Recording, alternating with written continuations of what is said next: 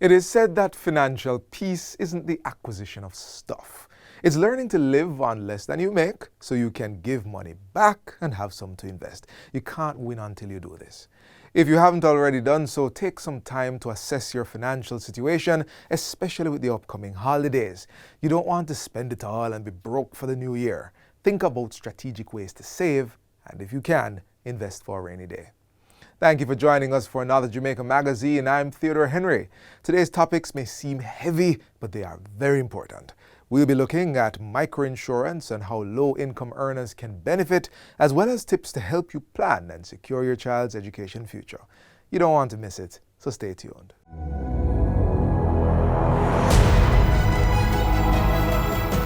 I encourage all Jamaicans to be a part of the My Tree Legacy promotion. Planting trees is important and critical to our survival. It builds resilience. It provides us with air, water, and food. Go out today, plant a tree, renew your environment. Register your alma mater for the Forestry Department's My Tree Legacy promotion and be a part of the preservation of Jamaica land we love. Let us highlight your contribution to the My Tree Legacy promotion by submitting videos or pictures of you leaving your mark. Every tree counts. Plant a tree today and keep climate change away.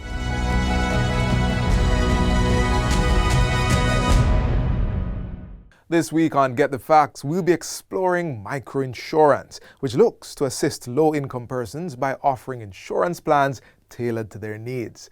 Find out who exactly can benefit, the types of coverage available, and just how will the passing of the Microinsurance Act facilitate it coming on stream.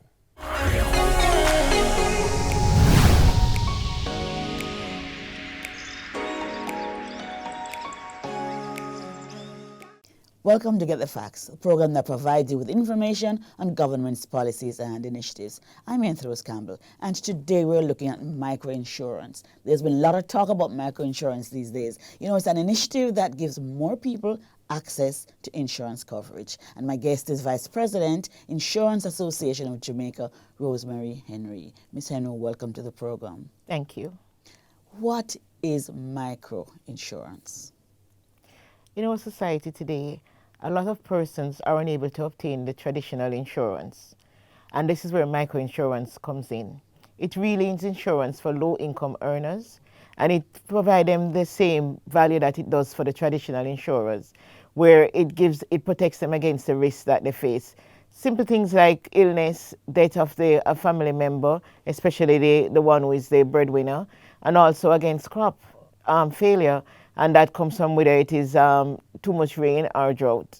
All right, so we're talking about low-income earners. Like what? What's the level of income we're talking about here? Minimum wage. Minimum Usually, wage. yeah, that defines the low-income earners. All right, so how did we get to this point? How did we do a survey? How did we know that we need to provide this? Because the insurance companies, don't they now provide insurance that most people can afford? One of the things we realized when a study was done by Access to Insurance out of Switzerland, they were able to determine that at least 1.6 million Jamaicans did not have insurance coverage, and this did not include their dependents. When they added that to it, we came pretty close to 2 million as well. So while the insurers were providing the traditional insurance, the problem was the affordability. Okay, what are we calling traditional insurance? And when we talk about traditional insurance, we're really looking at those who are in the market right now.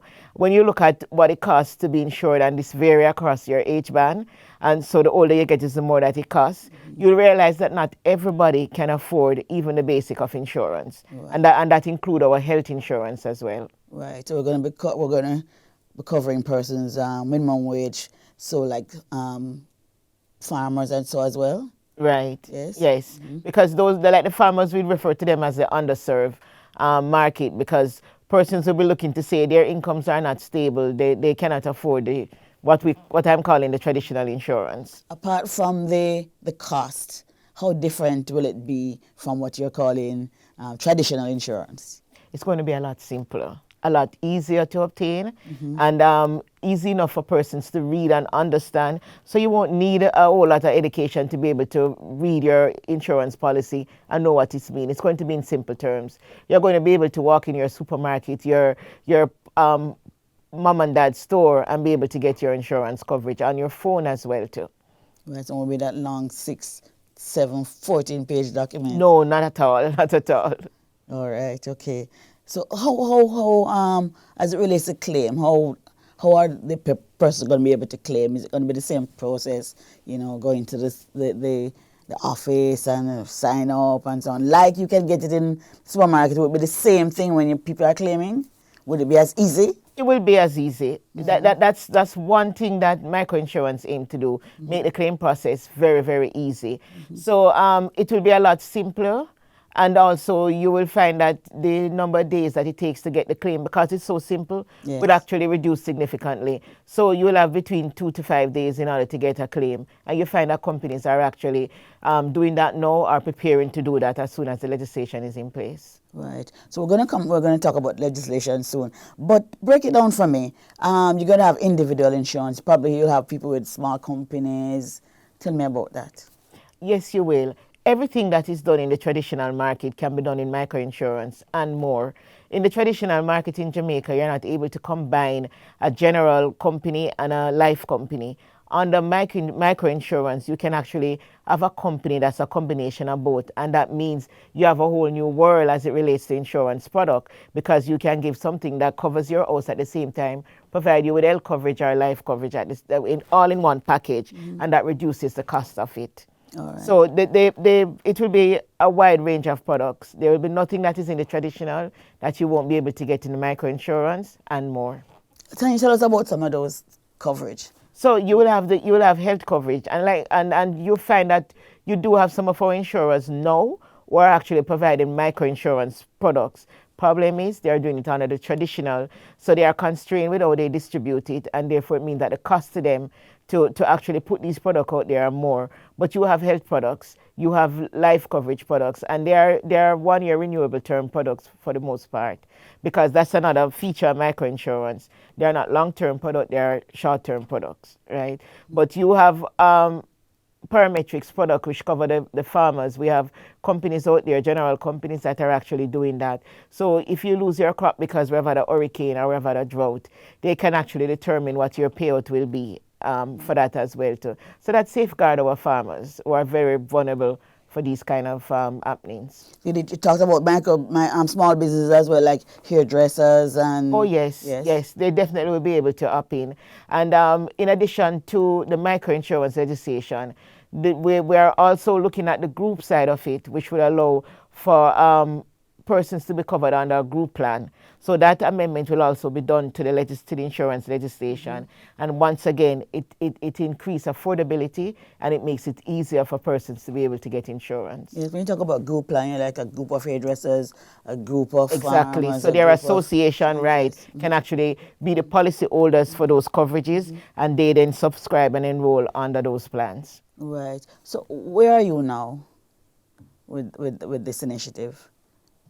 We're actually just really awaiting the legislation to be put in force. That's where we are. The industry have worked with the FSC to get us to a place where not only are our traditional insurers in the market providing these products as best as they can, we're also ready to actually roll out more products once the legislation comes in place. Okay, let's take a quick break now. We'll pick up with the microinsurance bill that will facilitate the implementation of this policy. Stay with us, we'll be right back.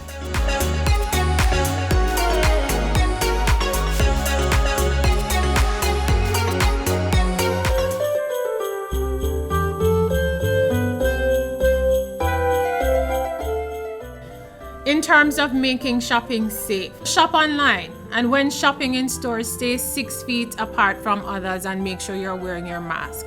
And make sure you check yourself for symptoms before leaving home. So if you're ill, please stay home and don't go out shopping at this point in time.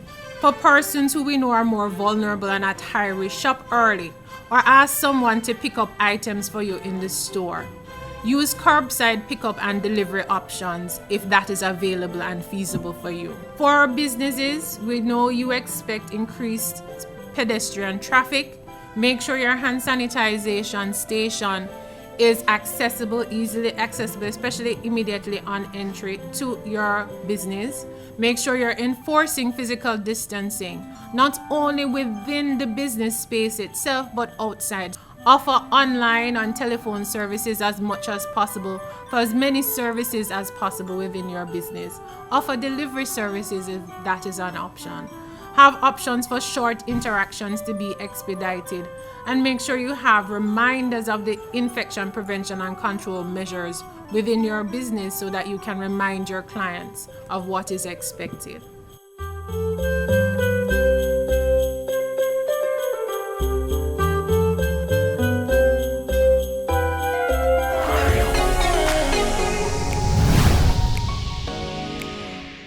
Welcome back to Get the Facts. We continue our discussion with Vice President of the Insurance Association of Jamaica, Rosemary Henry.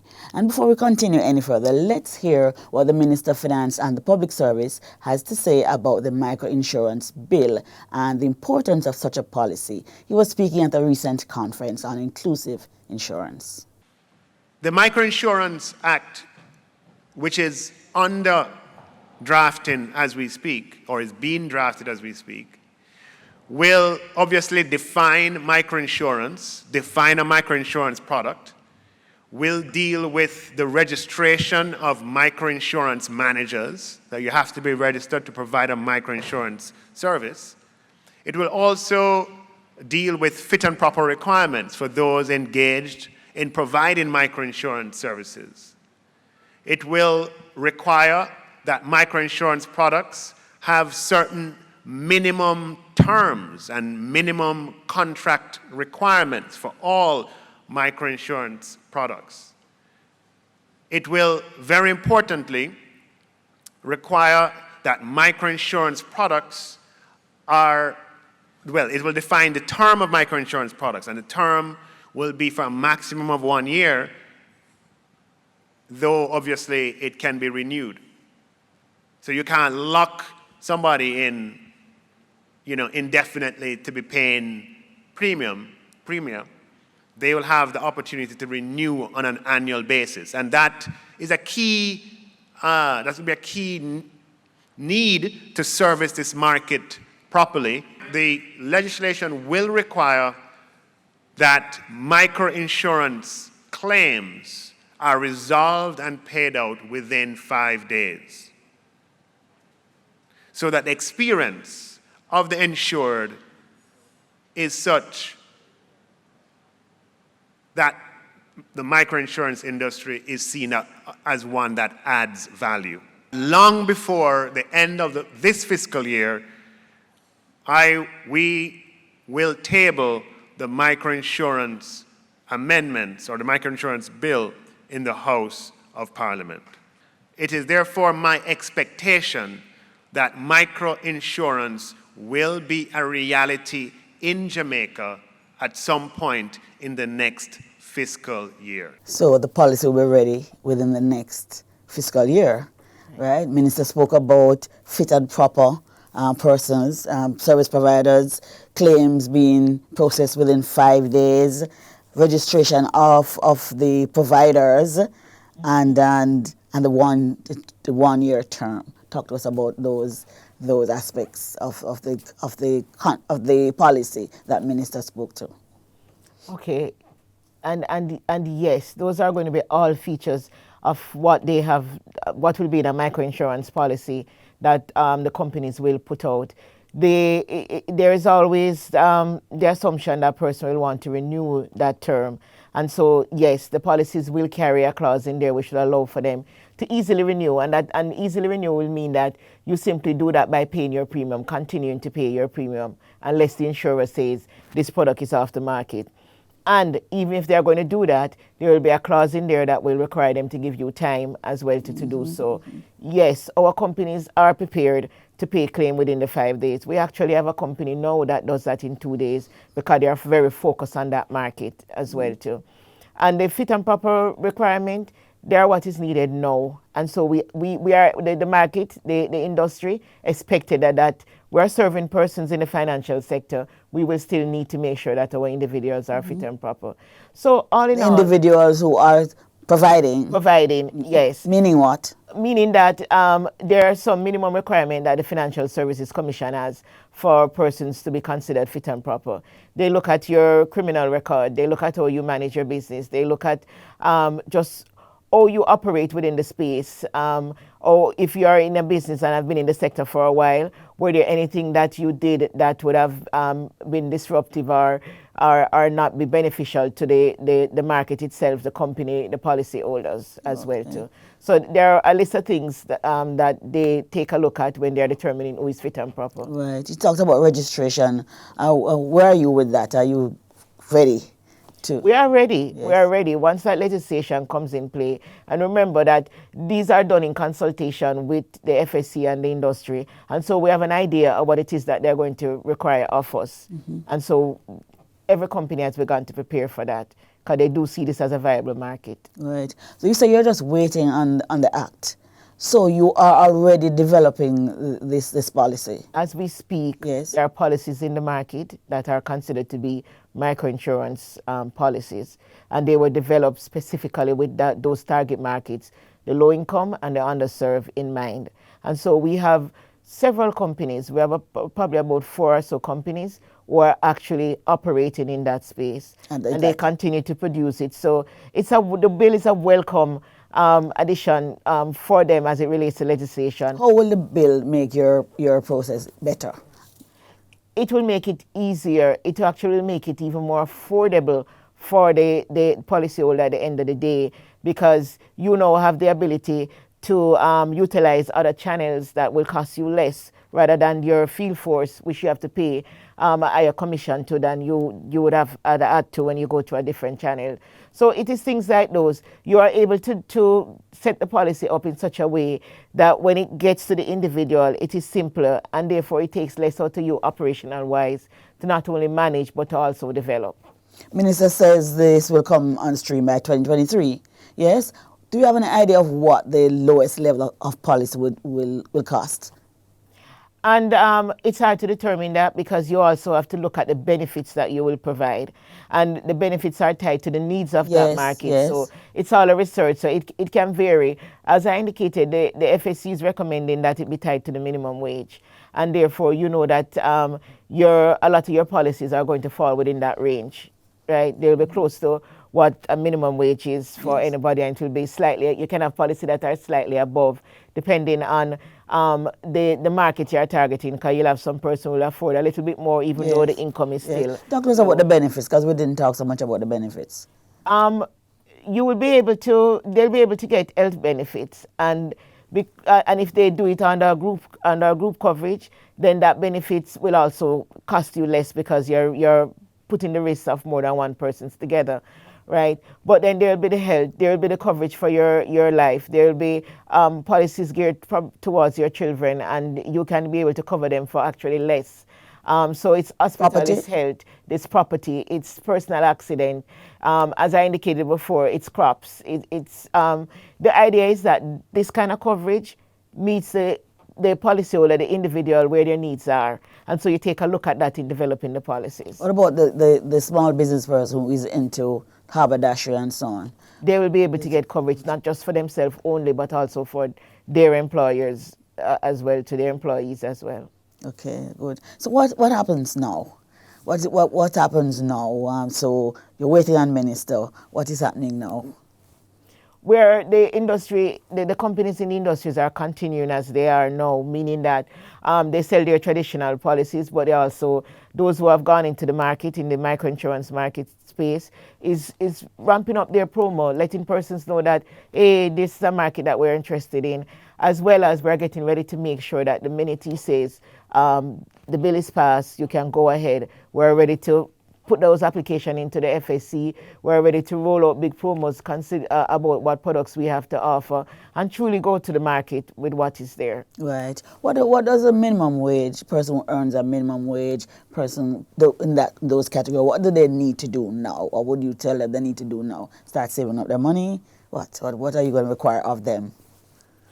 One of the things that we anticipate as well too is that there will be changes to the KYC requirements. So there will be, and that's know your customer, requirement Yes. under the anti-money laundering Yes. legislation. And we are expecting that it will be basic requirements for them.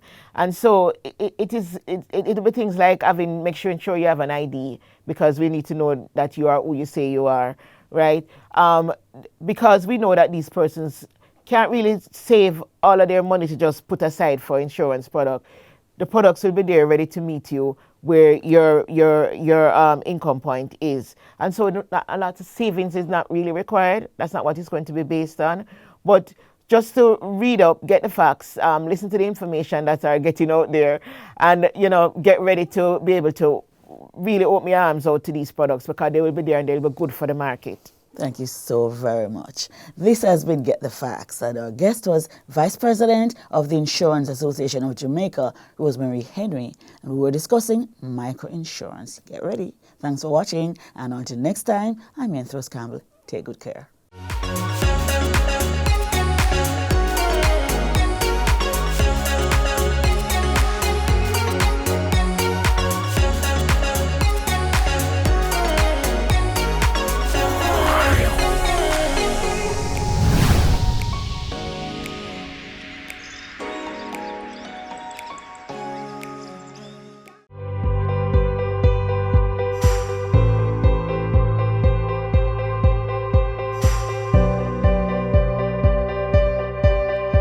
Jamaica's COVID-19 vaccination plan is still in effect. Persons with appointments to receive a vaccine will be allowed to do so during curfew hours. Persons will be required to present evidence of the appointment.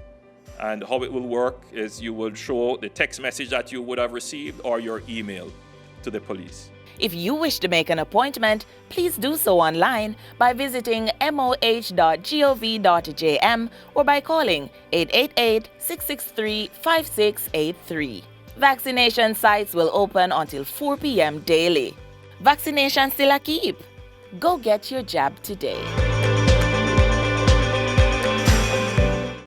So we've learned a thing or two about insurance. Now it's time to buckle down and discuss your child's education future financially. Have you been saving? What plans do you have in place to pay their way through schooling to the tertiary level, should they decide to do so? Grab your pen and paper and take some notes.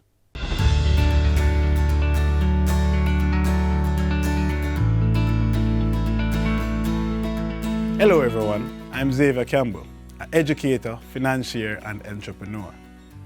Education is very important to our development and can take years to achieve the highest level. It is also very costly, and some persons will have a difficult time finding the money up front, especially in the absence of careful financial planning.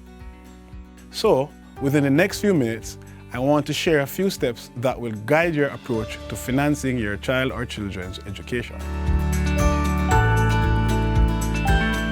Let's start with, when should we begin that financial planning? According to the Chinese proverb, the best time to plant a tree was 20 years ago. The second best time is now.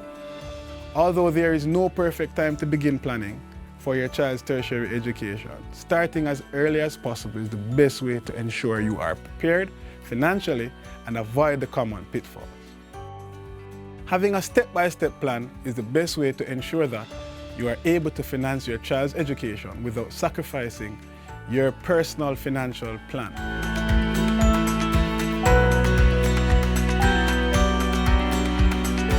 There are several things to consider when planning for your child or children's education. However, most notable among them are: parents must identify the future costs of tertiary education and have a clear sum in mind of what their target will be. Then work their way backwards to present and see how best they can earn to realize the future goal. A clear financial plan should be put in place either by the parents themselves or with the help of a professional financial planner. The discipline is what follows the plan to ensure that all financial objectives are being taken care of in terms of allocations and meeting the various timelines set out by the plan. Once all incomes and expenditures remain in accordance to the plan, by the time your child reaches maturity, their tertiary education funding would have been readily available to offset the costs associated.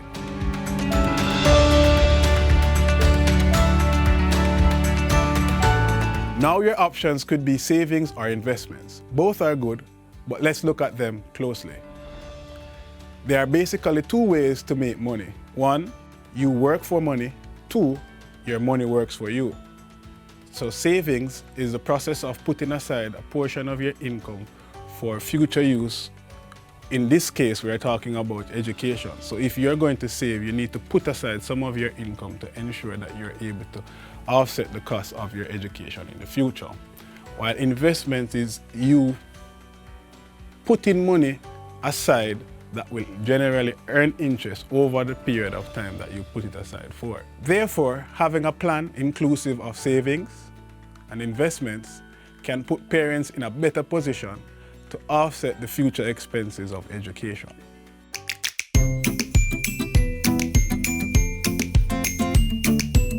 Firstly, if you're not financially literate, I would advise you to seek assistance from a professional financial advisor to ensure you are getting qualified advice that will help you achieve your goal. Here are the 5 steps of planning your child's education. Step 1, set target date. Step 2, find current cost of the education. Step 3, find target amount. Step 4, estimate the returns you can generate. And step 5, calculate the monthly contribution. Here are some additional things to consider. A partner plan is a very good thing. Creating a savings account and/or fixed deposit. Invest in one of the various educational products available from a preferred financial institution. And maintain your discipline while ensuring that the projected amounts are allocated at the appropriate time to achieve your financial goal effectively and efficiently.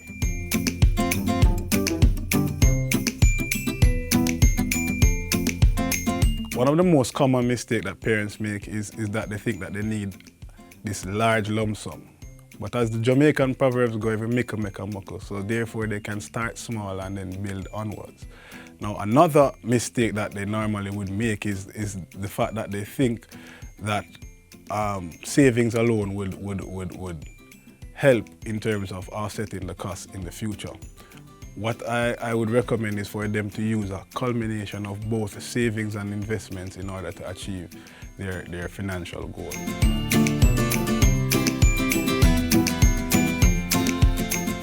So the first disadvantage I want to speak about is the inability to set financial goals.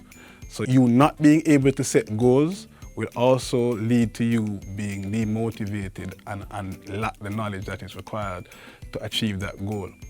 And as a result of that demotivation and that lack of knowledge that is required, then there is no direction. So we consider it to be a lack of direction, right?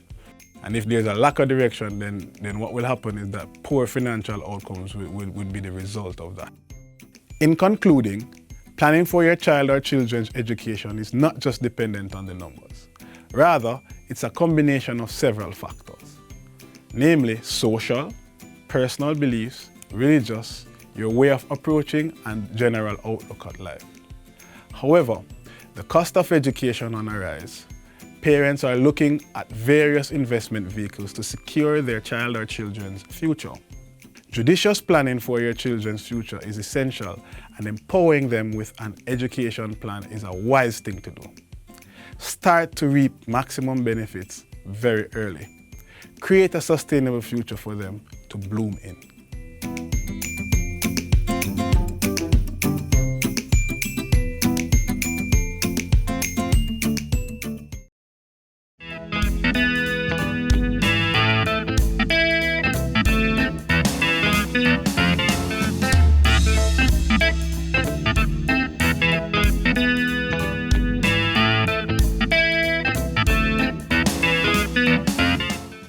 This is where the magazine ends for today, but if you would like to see more content like this, then visit our YouTube page. We also have all the latest news and updates on our social media pages and on our website, jis.gov.jm. On behalf of the entire production crew, I'm Theodore Henry. Thanks for watching.